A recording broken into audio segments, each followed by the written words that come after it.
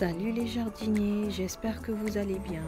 Dans cette vidéo, je vais vous partager mes toutes nouvelles plantations printanières d'arbres fruitiers.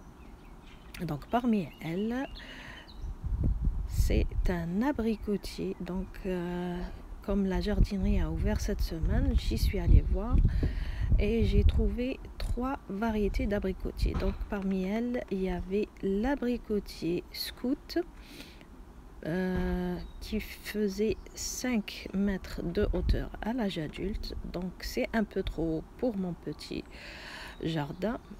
Il y avait une deuxième variété, la variété Tilton.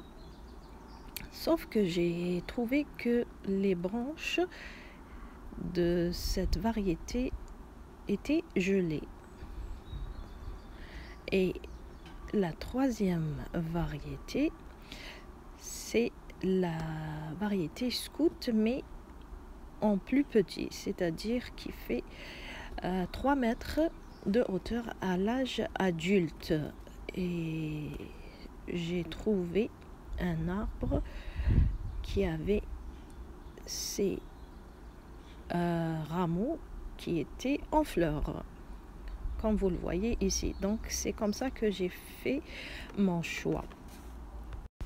Bien sûr, il est préférable d'en prendre en moins 2, mais vu le manque d'espace que j'ai, donc j'en ai pris juste un, mais il est auto-fertile, espérant que quelqu'un dans le voisinage en possède un. Voilà, donc c'est un arbre très sensible étant jeune. Donc le vendeur m'a conseillé de le protéger durant l'hiver contre les vents froids. Voilà, donc j'ai fait une petite taille de nettoyage. Il y avait une branche qui s'entrechoquait avec une autre. J'ai enlevé les petites brindilles sèches. Voilà, donc j'ai pas fait une grande taille. Je vais le laisser ainsi. De toute façon, celui qui ne risque rien n'a rien. Espérant que j'ai fait un bon choix. Maintenant, je vais vous partager aussi ma plantation de ce pommier colonnade.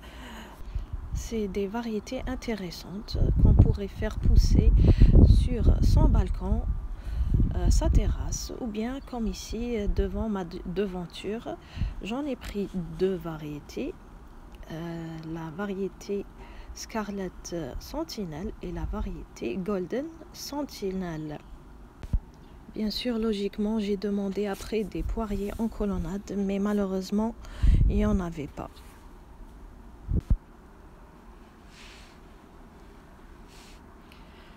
Avant de finir, j'aimerais vous parler du citronnier et du calamondin. Souvenez-vous, je les avais mis en serre au début du printemps. Et voyez l'état du calamondin. Donc je ne sais pas c'était quoi le problème. Je pense que c'est un manque d'eau. C'est clair qu'ils n'étaient pas à l'aise en pot. Donc je les avais mis en terre et j'ai taillé drastiquement le calamondin puisqu'il n'en restait plus rien, aucune feuille verte, rien. Donc j'ai tout taillé, espérant qu'il va bien démarrer cet été. Et de ce qui est le citronnier, donc le citronnier, j'ai juste enlevé quelques brindilles sèches.